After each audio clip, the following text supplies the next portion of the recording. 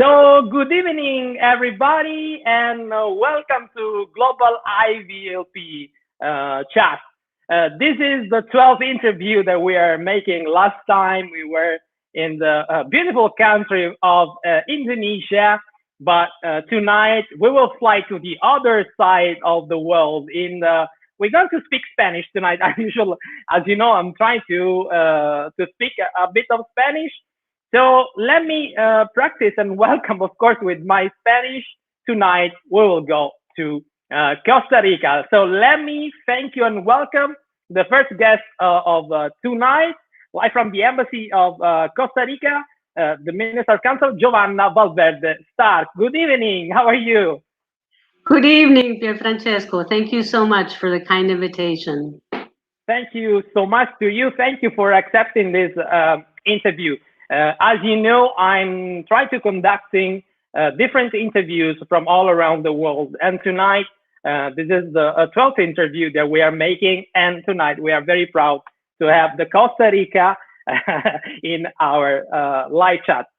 So, first of all, how are you? How are you feeling this period of coronavirus? Well, it's been a very trying time.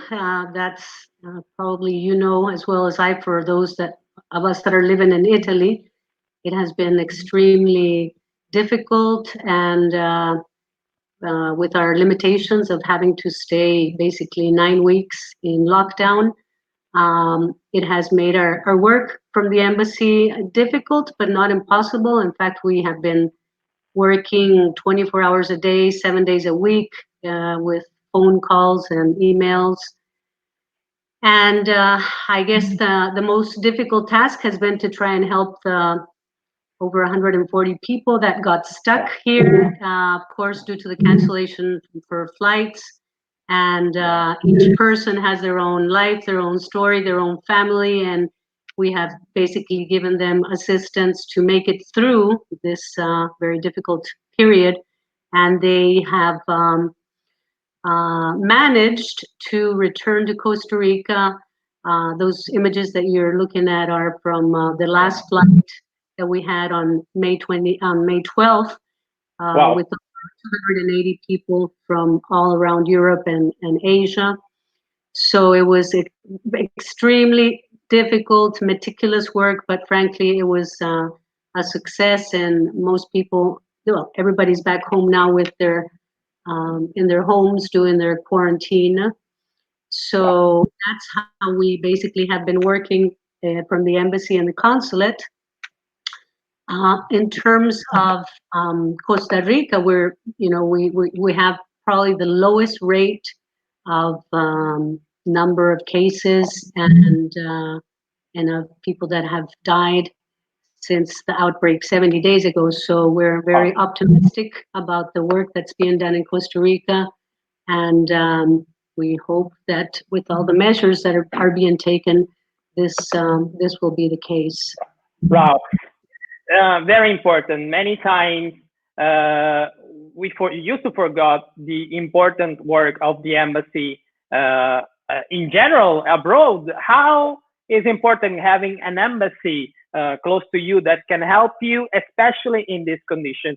I saw this picture of these people with masks back home, and God only knows how is important back home, safe, and of course in good condition. So thank you so much for the work you are doing.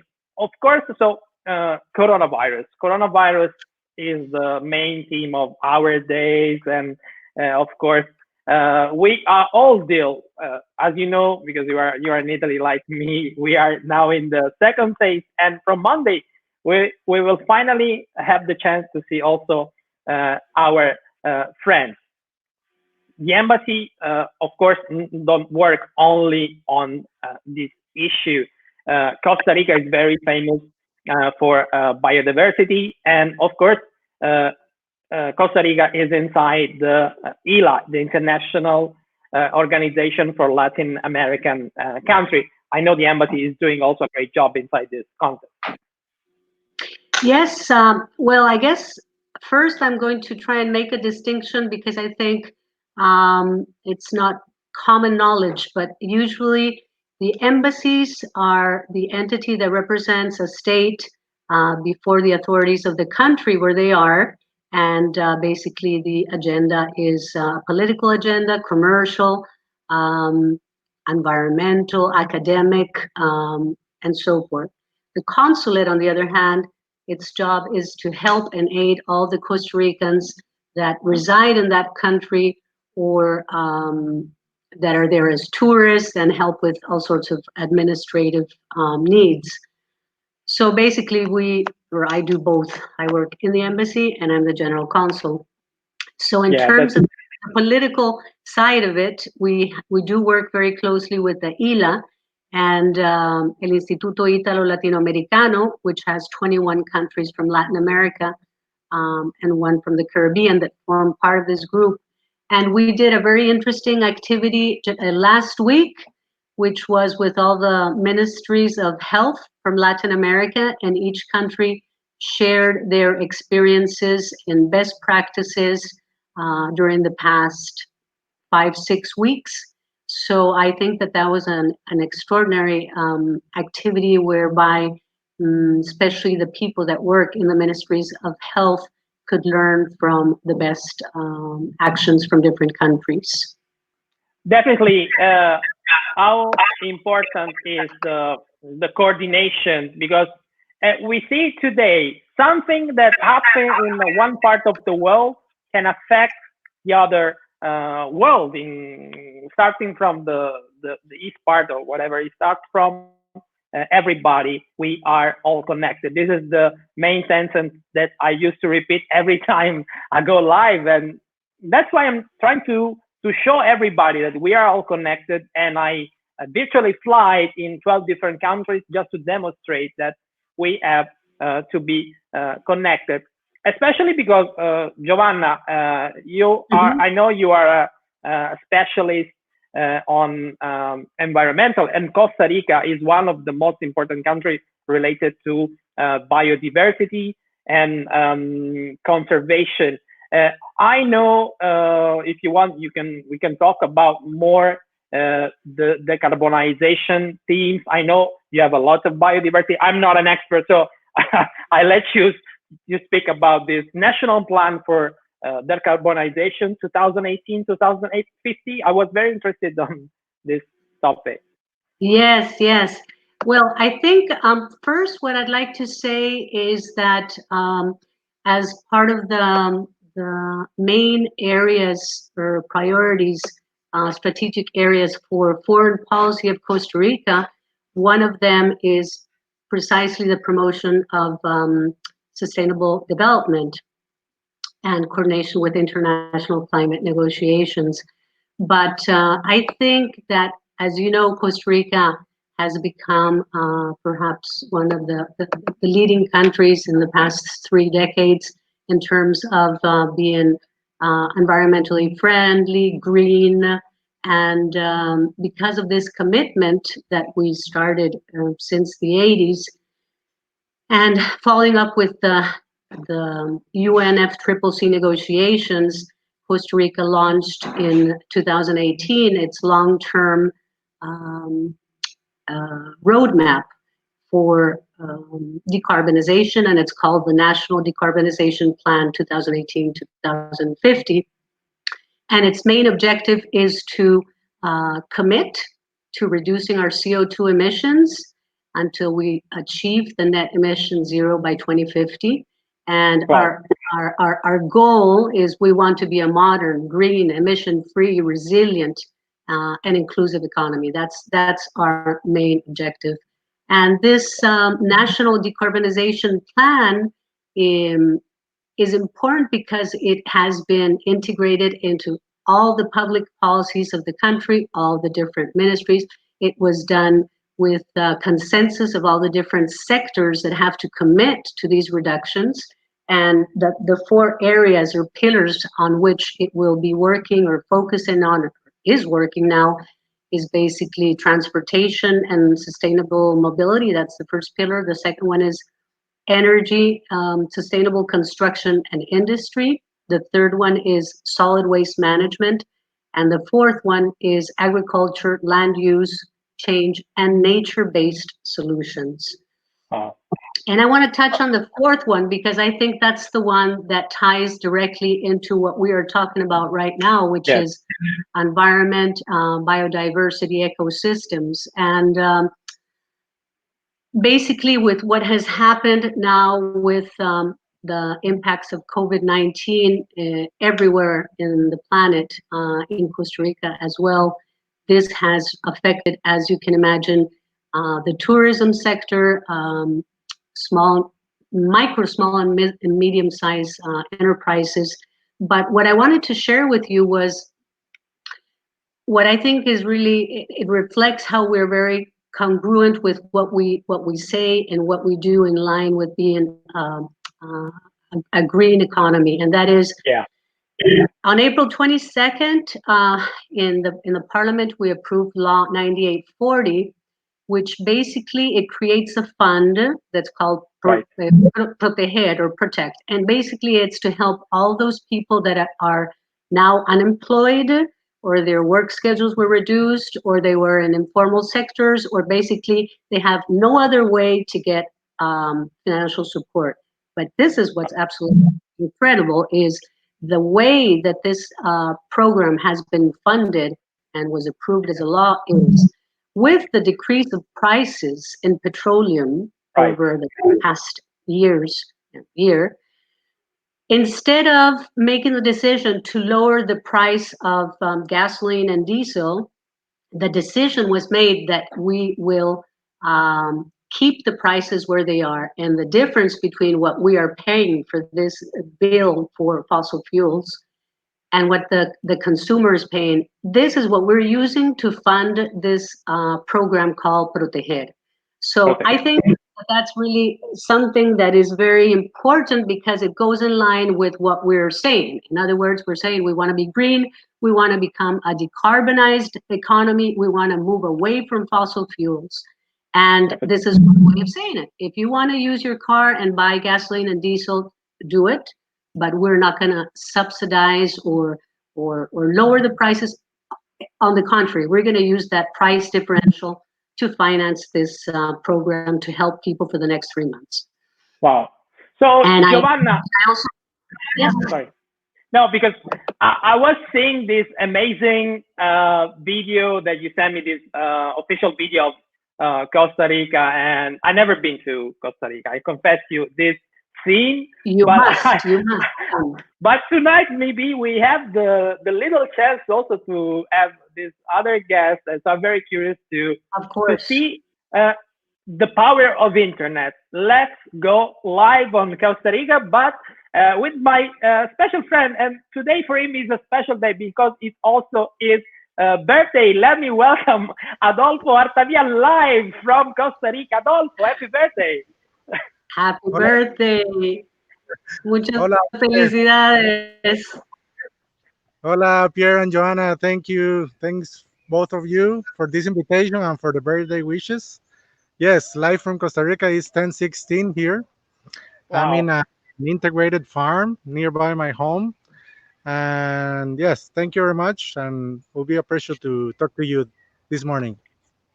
So I saw these wonderful images of nature, and as usual, we have the chance to be directly. Where are you exactly in Costa Rica? In which city? I'm in the Central Valley in a farm that belongs to a family that are good friends of mine. It's called Finca Los Árboles, like farm. The name is the trees, and they are growing. I wish I can show you. Yes, let's see something better. Oh, thank wow. you. Wow. Yes, they grow their own coffee. Oh. But also they have some chickens, dogs down there, and they grow different crops here: tomato, chilies, lettuce. Well, a lot of things, lemons, and a lot of fruits. Wow. So this is something they have been doing this for a couple of years, but this is something that the people is trying to do in this coronavirus time. the people, especially in the cities, are getting to know, they're getting conscious about growing their own food.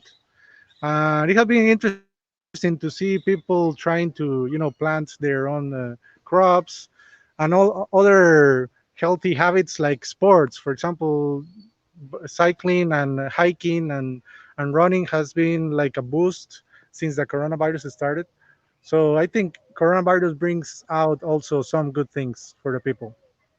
Yeah, what every time tonight is the environmental, we can see global chat because the topic of tonight are COVID-19 and environment. Mother Nature shaking us and say, you cannot continue in this way. You cannot get to pollution to our head. So, in your opinion, Adolfo, what is the relation among COVID-19 and biodiversity? How this can affect the biodiversity?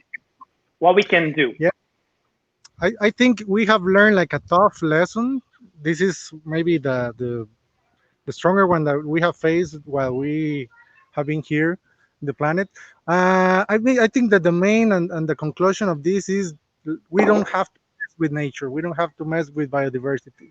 As we all know, this begins with with a virus that was transferred from one organism to another. The studies are now currently being conducted, but it supposed that wild animals like bats or pangolins that were in these wet markets that are very common in some parts of Asia, where there are a lot of risks of pathogens jumping from one organism to another. And yes, actually, what we in the environmental world try to conscious people is that wild animals belongs to the wild, Yeah. and we need to mess with them. We don't want to go poach and hunt them for meat or whatever other reason or motivation people has. But Yes. also, it's very common that people start to go into the nature and go into the forest for different reasons, for logging, Yes. poaching, Yes. gold mining, extracting any other natural resource. So, yeah, and this is a big risk, and we are facing it right now with coronavirus. Coronavirus can be 2020, but in 2 years it can be another pathogen if we are not very careful. Yes. Definitely a very important message you are sending to all of us. Uh, Giovanna, relating to this biodiversity conservation, Costa Rica. So, and we see through Adolfo is making really a great job. Uh, do we have a message about biodiversity all around the world? A message that everybody can understand how important it is to protect Mother Nature. Well, let's see. At least from Costa Rica's perspective, as I was mentioning before, the importance of the route that we decided to take since the 80s, I would say, because by the end of the 70s and beginning of the 80s in Costa Rica, we had reached over 70% of deforestation in the country. So that led to a change in paradigm of what we wanted our country to be like, and we passed our first forest law in 1997, and then created FONAFIPO, which is the National Fund for Forestry. And from there came the Payment for Environmental Services, which basically is an incredible tool because, again, we were visionaries. We were the first country to put a tax on fossil fuels. And with that money, we created this fund. And basically, it's to encourage farmers and people that have land in rural areas to keep it with forest coverage. Or with silviculture, where you can do agriculture and have trees, or have some kind of control type of forestry management. So I think for us, we can see that it paid off to invest in this kind of a strategy to think about protecting biodiversity and ecosystems. I think that that's why Costa Rica, we are only 0.03% of the world's surface, and we have over 4% of its biodiversity. Wow. So, that's why. It's because Right. we made that absolute development model change, and this is the result. We have 39 national parks and reserves. And I think it's interesting. I want to link it with what is happening right now with the COVID, and that is all of the national parks shut down. Wow. Our tourism shut down for 2 months because we closed our borders. There are no commercial flights. So there has been an incredible economic and social impact for the country. Wow. Wow. So now we're returning to open the national parks, but at a very slow, paused, monitoring how many people can enter, only limited hours a day can the people go to the beaches, 5 a.m. to 8 a.m. But all this just to tell you that I think, for us, conservation has always, or at least in the past 50 years, has been absolutely a top priority, and it continues to be now. Yeah. So thank you for this comment. Adolfo, I have a question for you. Do you think, can we talk about of new normality during and after the coronavirus? What is your opinion? Is a new normal way to live this pandemic situation? Yes, I think we have learned that we need to reinvent ourselves in many ways. For instance, what Joanna was saying is it's true. It's a fact. Everybody's suffering because the country has no tourism. It's zero tourism right now, and we know the country has depending on tourism in a big way for a long time.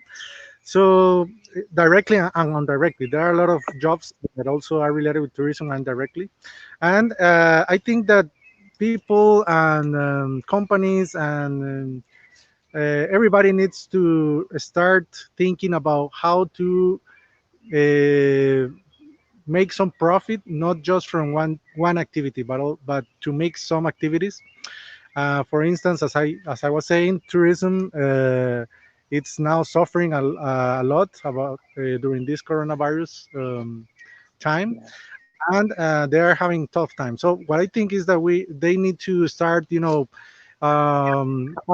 another kind of businesses in terms of selling some services, some products for this kind of episodes that we don't know if we are going to have in the future. So I'm showing a picture. You are with binoculars. What you wanna, what you will see in the nature, Adolfo? What is your main? What are you looking for in the nature? Because many people don't know what is exactly your job. Yes, well, I have been working in conservation and research on wildlife 10 years ago. Right now, I work for an organization that is called Costa Rica por siempre. It's in English should be Forever Costa Rica. And what we do is that we manage funds, environmental funds. So every year we give out grants for conservation projects. Uh, Before this, I used to be more in the wild, more in the field. Yes, doing some research. I did some research for a long time on wildcats. For instance, we focus on jaguars. Jaguars is the third larger in the world. Is the larger cat in the American continent, and we were looking for, population density. Also, trying to solve some conflicts between people, ranchers especially, and the cat, the jaguar, because sometimes they predate on domestic animals and there is a conflict there, and then the ranchers want to kill the cat, but it's a conflict that it's hard to handle. Right. So from one side, it's very difficult, I think, to find the jaguar, but from the other side, I can hear live from Rome. There's a lot of cocktails, a lot of chickens live from Adolfo. But I'm sure it's not a chicken. So I think once in your lifetime you saw a jaguar, of course, face to face. It happened to you, and give me a tip if I find myself in front of a jaguar, what I have to do. Do I have to run or look it in the eyes? This is the famous. Yes, actually, I never seen one in the wild. I have been really close to one, but never. Actually, it's a matter of luck. I have been working on this for 10 years and I never seen one. And sometimes there are tourists that they just spend 5 days in the country and suddenly they face with a jaguar very close. So it's you don't need to be afraid of it. They don't attack. It's a different Okay. situation between their cousins, the tiger and the lion. They don't attack, and you just need to. They're going to avoid you actually. But if you have the luck of facing one, they're just going to jump into the forest and continue their way. So don't worry. Giovanna, have you ever had the chance to see a jaguar live? Even happen to you in Costa Rica, or any other experience with nature? If you have any. I sure have. I lived for 5 years in the jungle in Montezuma, so I do have my share of experience. But also Corcovado, which is my favorite national park. Wow. I walked it for 10 days, and I saw the most incredible animals that you could possibly imagine. It was, I think, one of the best experiences of my life back in 1987. So yeah, I'm a passionate of nature and our national parks. So Wow. So as I was telling you before when we began, you need to come to our country. But are you going to show us the wonderful video? Yes, I'm trying to show again this. Also, the famous pura vida that I learned with you. This expression maravillosa of Right. Costa Rica. Wow. So this is what does Right. mean this? What does mean pura vida? What is the essential of being in pura vida? What does mean? Well, if I can answer, pura vida, course. well, there's Well, pure the life. literal translation, pure life, but meaning everything is life. Wow. Yes, So what is for but you, Adolfo? we use it for different things. We use it to say hello, to say goodbye, to say thank you. So to understand properly, you need to come. And actually, it's very related with, Costa Rica has been ranked #1 in this development index for several years.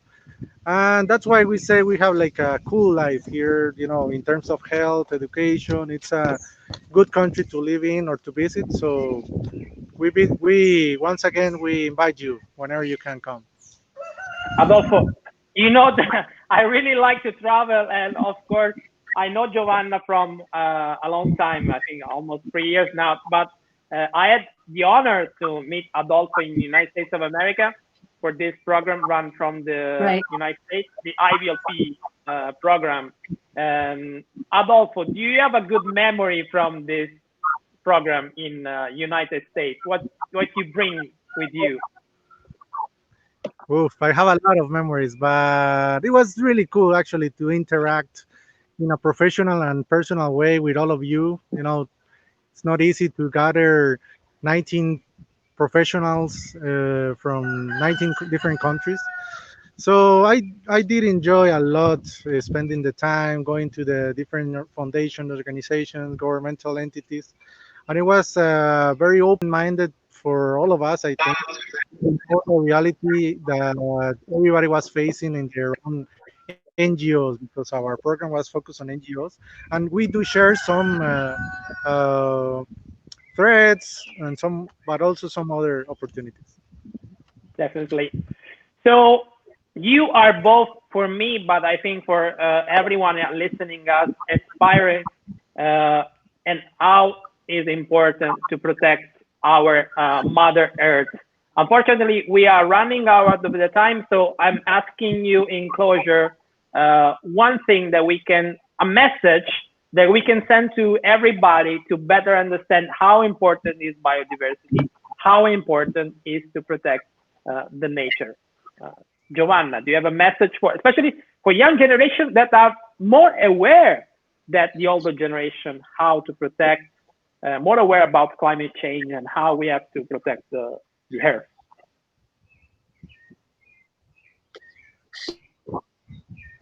well, in terms of what would be the message for the younger generations, I think basing themselves on seeing the reality of what we have in Costa Rica, the extraordinary country that we have, and the change that we've made over the past 50 years, understanding the importance of ecosystems and biodiversity. I think it should be, and it is, in our country anyway, part of the education from kindergarten and to university.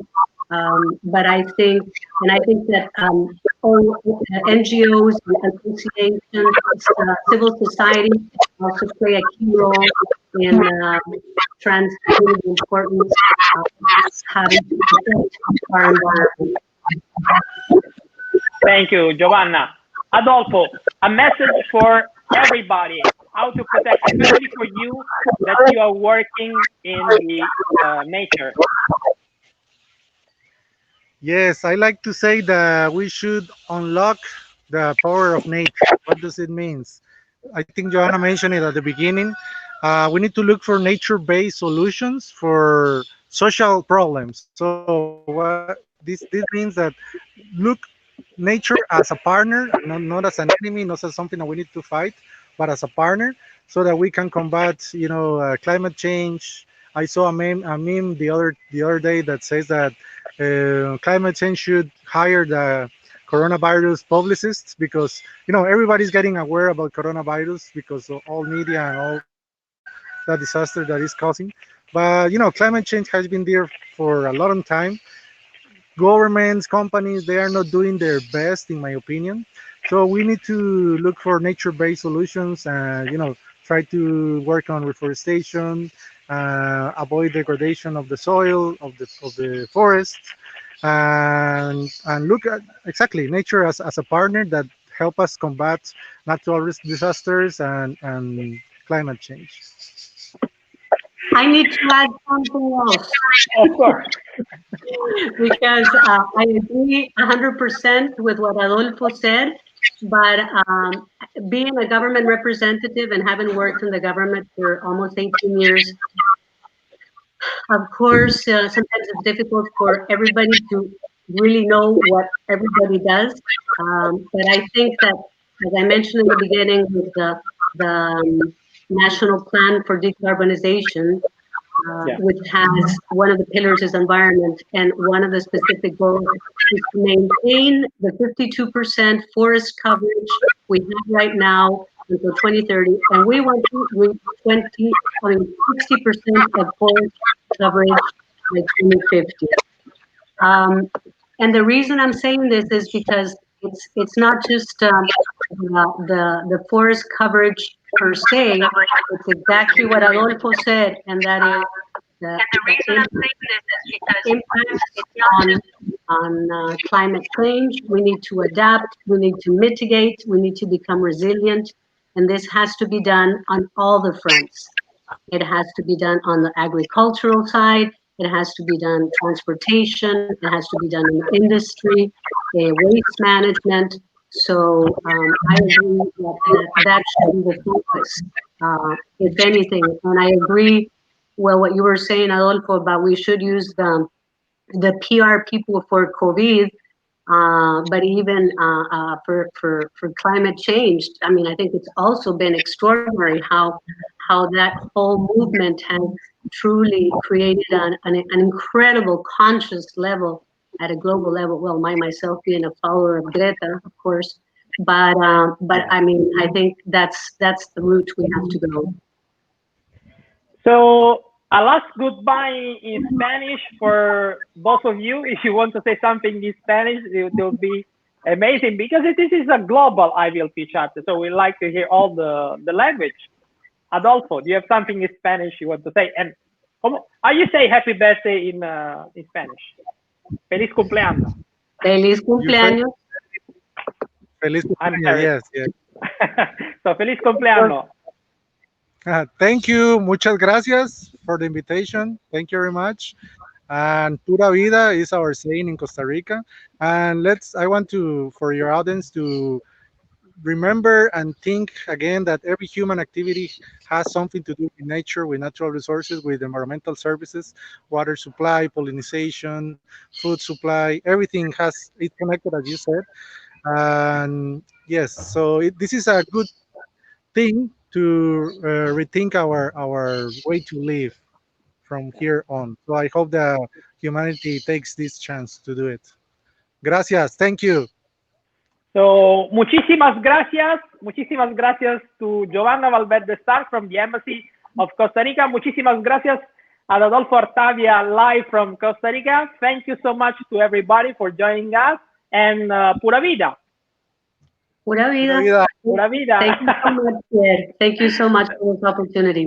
Hasta luego, Adolfo. Mucho gusto. Ahora, estamos en... Así es. Gracias. Gracias a todos. Hasta luego.